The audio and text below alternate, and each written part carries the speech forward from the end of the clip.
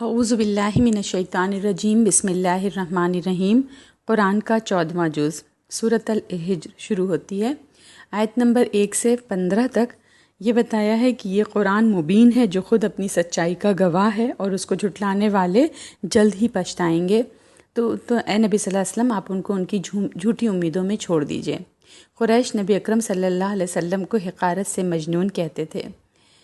وقالوا یا ایھا الذی نزل علیہ الذکر انک لمجنون، اور یہ کہتے ہیں کہ اے وہ شخص جس پر یاد دہانی اتاری گئی ہے، تم تو ایک خپتی ہو۔ نعوذ باللہ۔ وہ آپ صلی اللہ علیہ وسلم سے فرشتوں کے نزول کا مطالبہ کرتے، مگر وہ تو کسی بڑے مقصد کے لیے اترتے ہیں، یا تو اللہ کا عذاب یہ لے کر یا پھر اللہ کی خاص رحمت کے ساتھ۔ قریش اس وقت کسی رحمت کے تو حقدار تھے نہیں، تو اللہ ان کو عذاب سے خبردار کرتا ہے۔ اللہ نبی اکرم صلی اللہ علیہ وسلم کو تسلی دیتا ہے کہ آپ صلی اللہ علیہ وسلم اس ذکر کی وجہ سے پریشان نہ ہوں، اسے اللہ نے نازل کیا ہے اور وہی اس کی حفاظت فرمائے گا۔ آپ صلی اللہ علیہ وسلم اپنا کام جاری رکھیں۔ آیت 9 میں فرمایا کہ انا نحن نزلنا الذکر وانا لہ لحافظون، یہ یاد دہانی ہم ہی نے اتاری ہے اور ہم ہی اس کے محافظ ہیں۔ اللہ اپنا یہ وعدہ ابھی تک نبھا رہا ہے اور ہمیشہ نبھائے گا۔ قریش پچھلی قوموں کی روش پر چل کر نبی اکرم صلی اللہ علیہ وسلم کو جھٹلا کر معجزے مانگتے ہیں، مگر وہ انہیں دیکھ کر بھی یہ کہیں گے کہ ہم پر جادو کر دیا گیا ہے۔ پھر آگے آیت 16 سے آیت 25 تک ان کو کائنات کی بے بہا نشانیوں کی طرف متوجہ کیا گیا، اور اگر یہ ان کو متاثر نہیں کرتی تو ان کے ایمان کی کوئی امید نہیں ہے۔ پھر آگے آیت 26 سے آیت نمبر 50 میں ہے کہ قریش جو تکبر اور غرور سے بھرے تھے، ان کو ابلیس کے تکبر کا حال سنایا گیا۔ اللہ نے آدم علیہ السلام کو مٹی سے بنایا جو ایک حقیر چیز ہے۔ ابلیس جن تھا اور آگ سے تخلیق شدہ تھا۔ اس چیز نے اسے احساس برتری میں مبتلا کر دیا اور اس نے آدم علیہ السلام کے حسد میں اللہ کا حکم ماننے سے انکار کر دیا۔ خود پر اللہ کی لعنت کے بعد اس نے اللہ تعالیٰ سے مہلت مانگی کہ آدم علیہ السلام کی کمتری ثابت کر سکے کہ وہ اس عزت کے مستحق نہیں جو ان کو دی گئی۔ اللہ نے مہلت دی اور اس نے عہد کیا کہ انسانوں کو گمراہ کر کے رہے گا جیسے اللہ نے اسے گمراہ کیا۔ آیت نمبر 42 میں اللہ تعالیٰ فرماتا ہے کہ ان عبادی لیس لک علیہم سلطان الا من اتبعک من الغاوین، میرے بندوں پر تیرا کوئی زور نہیں چلے گا بجز ان کے جو گمراہوں میں سے تیرے پیروکار بن جائیں۔ اللہ ابلیس اور اس کے پیرووں سے جہنم کو بھر دے گا اور متقی بندے ہمیشگی کی آسائش میں ہوں گے۔ پھر آگے آیت نمبر 49 سے آیت نمبر 77 میں بتایا کہ قریش کے متکبرین کو جو فرشتوں کا مطالبہ کرتے تھے، یہ بتایا ہے کہ فرشتے خصوصی مہم پر ہی تشریف لاتے ہیں، جیسے ابراہیم علیہ السلام کے پاس اسحاق علیہ السلام کی بشارت لے کر آئے تھے، اور یہی ملائکہ قوم لوط علیہ السلام کے پاس عذاب لے کر گئے۔ سو انہیں محتاط ہونا چاہیے کہ یہ کیا طلب کر رہے ہیں۔ پھر آگے آیت نمبر 78 سے آیت نمبر 96 میں ہے کہ شعیب علیہ السلام اور صالح علیہ السلام کی قوموں کی مثالیں قریش تاکہ اس سے سبق لیں۔ نبی اکرم صلی اللہ علیہ وسلم کو درگزر کر رویہ اپنانے کی ترغیب ہے اور اللہ پر توکل کی ہدایت ہے، جس نے آپ صلی اللہ علیہ وسلم کو سورہ فاتحہ اور قرآن عظیم کی نعمت سے نوازا، اور یہ ہے کہ اللہ نبی اکرم صلی اللہ علیہ وسلم کے لیے کافی ہوگا ان لوگوں کے مقابلے میں جو آپ صلی اللہ علیہ وسلم کا مذاق اڑاتے ہیں۔ آپ صبر سے انتظار کریں۔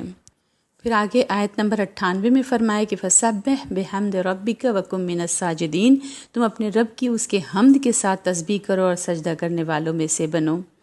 اور آیت نمبر 99 میں ہے کہ وَعْبُدْ رَبَّكَ حَتَّى يَأْتِيَكَ الْيَقِينُ، اور اپنے رب کی عبادت میں لگے رہو یہاں تک کہ امر یقینی تم پر آشکارا ہو جائے۔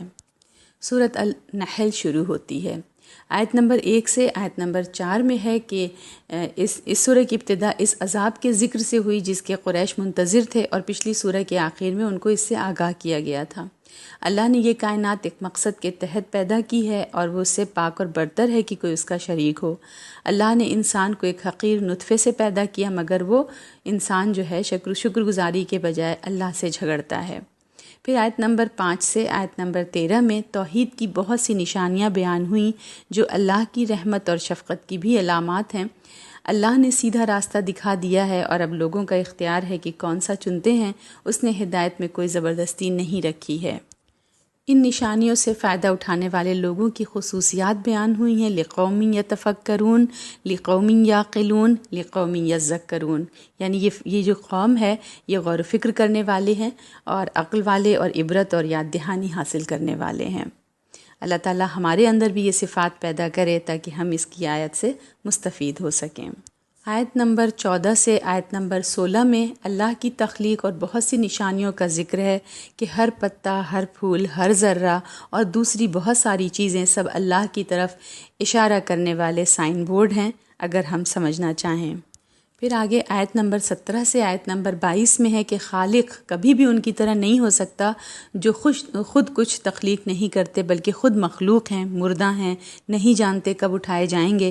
اللہ کی نعمتیں انگنت ہیں مگر انکار کرنے والوں کے دل تکبر سے بھرے ہیں۔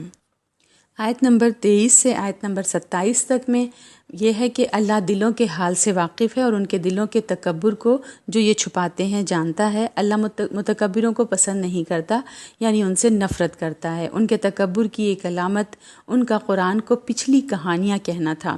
ان کے اس رویے کی وجہ یہ تھی کہ وہ اپنی سیاسی اور معاشی لیڈرشپ کو بچانا چاہتے تھے اور اپنے خود ساختہ طریقے زندگی کو تبدیل نہ کر سکتے تھے۔ اللہ نے ان کو تباہ کر دیا اور ان کی تمام تمنائیں لا حاصل رہیں۔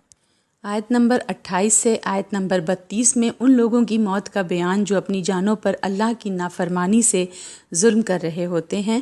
فرمایا کہ فَادْخُلُوا أَبْوَابَ جَهَنَّمَ خَالِدِينَ فِيهَا فَلَبِئْسَ مَثْوَى الْمُتَكَبِّرِينَ، اب جہنم کے دروازوں میں داخل ہو، اسی میں ہمیشہ رہنے والے بن کر، بس کیا ہی برا ٹھکانہ ہے تکبر کرنے والوں کا۔ اور پھر فرمایا کہ جن کی روحیں موت کے وقت پاکیزہ ہوتی ہیں، یعنی سوچ میں پاک پلس دل اور اعمال سب خالص، ایسے لوگ منافقت اور کفر سے آزاد ہوتے ہیں۔ ان کی روحوں کو فرشتے سلامتی سے قبض کر کے انہیں باغوں کی طرف لے جاتے ہیں۔ الذین تتوفاہم الملائکۃ طیبین یقولون السلام علیکم ادخلوا الجنۃ بما کنتم تعملون، ان کو جن کو فرشتے پاکیزہ حالت میں وفات دیتے ہیں وہ کہتے ہیں آپ لوگوں پر سلامتی ہو، جنت میں داخل ہو جاؤ اپنے اعمال کے صلے میں۔ پھر آگے آیت نمبر 33 سے آیت نمبر 40 میں کہ مشرکین کے ایمان نہ لانے کے بہانوں کا ذکر ہے۔ وہ اللہ کو اپنے شرک اور اپنی خود مرضی سے حلال اور حرام ٹھہرانے کا ذمہ دار ٹھہراتے۔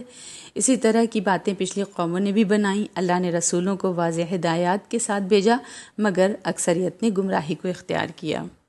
پھر آگے آیت نمبر 41 سے آیت نمبر 47 میں ان لوگوں کو خوشخبری جو اللہ کے راستے میں ہجرت کر رہے تھے، پہلے حبشہ پھر مدینہ، اللہ ان کو اس دنیا میں بھی اچھا ٹھکانہ دے گا اور آخرت کا اجر تو بڑا ہے ہی۔ یہ پیشن گوئی مدینہ میں پوری ہوئی۔ یہ خوشخبری 2 شرائط پر مبنی تھی، پہلا صبر اور دوسرا توکل۔ صبر یعنی اللہ کی راہ میں ثابت قدمی اور مشکلات پر صبر، اور توکل یعنی اللہ پر مکمل اعتماد بھروسہ جس کی خاطر وہ سب کچھ چھوڑ کر چل دیے۔ مسلمانوں پر ظلم کے پہاڑ توڑنے والے مخالفین کو عذاب سے ڈرایا جو کسی وقت بھی ان کو آ پکڑ سکتا تھا۔ آیت نمبر 48 سے آیت نمبر 64 میں سجدہ عاجزی کی علامت اور تکبر کی نفی ہے۔ تمام کائنات اور اس میں موجود مخلوقات اللہ کے آگے سجدہ ریز ہیں، اس کی مکمل اطاعت کے ذریعے اور تکبر سے پاک ہیں۔ وہ سب اللہ کی پرستش کرتے ہیں اور اس کے احکام مانتے ہیں۔ کچھ انسان اللہ کو سجدہ سے انکاری ہیں مگر ان کے بھی سائے انکساری میں سجدے میں گرے ہوئے ہیں۔ قریش کو ان کے اس شرک کے جرم کی شدت کا احساس دلایا گیا جو فرشتوں کو خدا کی بیٹیاں بنا کر کرتے تھے۔ جس چیز کو خود پسند نہ کرتے اسے اللہ سے منسوب کرتے۔ ان کا اپنا رویہ بیٹی کی پیدائش پر بیان ہوا۔ اگر اللہ ایسے جرائم پر لوگوں کو جلدی پکڑنے لگتا تو زمین میں کوئی جاندار باقی نہ بچ پاتا۔ شیطان نے ان کے برے اعمال ان کے لیے مزین کر دیے ہیں، حالانکہ اللہ اپنی ہدایت بھیج چکا ہے۔ پھر آیت نمبر 65 سے آیت نمبر 74 میں اللہ تعالیٰ کی بے انتہا نشانیاں ہیں بارش میں، مویشیوں، پھلوں اور شہد اور اس کو بنانے والی مکھیوں میں۔ اللہ نے انسان کو مختلف مراحل میں پیدا کیا اور اس کی زندگی بھی کئی درجوں سے ہو کر گزرتی ہے جو صرف اللہ کے ہاتھ میں ہیں۔ اللہ ہی نے اپنا رزق لوگوں میں اپنی حکمت سے بانٹا ہے۔ یہاں اللہ سوال کرتا ہے، کیا رزق میں فراخی رکھنے والے اپنے غلاموں میں رزق بانٹ کر ان کو اپنے برابر کی سطح پر لے آتے ہیں؟ کوئی کبھی بھی ایسا نہیں کرتا، تو آخر تم اللہ کی بے مثال صفات اس کی مخلوق سے منسوب کر کے اس کو ان کے برابر کیوں لے آتے ہو؟ یہ اللہ کی نعمتوں کا انکار اور بہت بڑی جسارت ہے، اور اس پر کمزوری اور محتاجی کا بہتان ہے۔ وہ پاتے تو ہر نعمت اللہ سے ہیں اور دوسروں کا شکر کر کے ان کو اللہ کے برابر لانے کی حماقت کرتے ہیں۔ پھر اللہ تعالیٰ دو آدمیوں کی مثال دیتا ہے کہ ایک غلام ہے، دوسرا آزاد ہے، ایک کے پاس اختیار ہے، دوسرا مکمل مالک کے کنٹرول میں ہے، ایک کے پاس دولت ہے جو وہ کھلے دل سے خرچ کرتا ہے اور دوسرا خالی ہاتھ ہے، کیا دونوں برابر ہو سکتے ہیں؟ یہ تمثیل، یہ جو مثال ہے، یہ کہ حقیقی معبود اور جھوٹے معبودوں کا کیا موازنہ ہو سکتا ہے، اس کے لیے ہے۔ اللہ اصل اور حقیقی رب ہے جو سیدھی راہ کی طرف رہنمائی فرماتا ہے اور عدل و قسط پر قائم ہے۔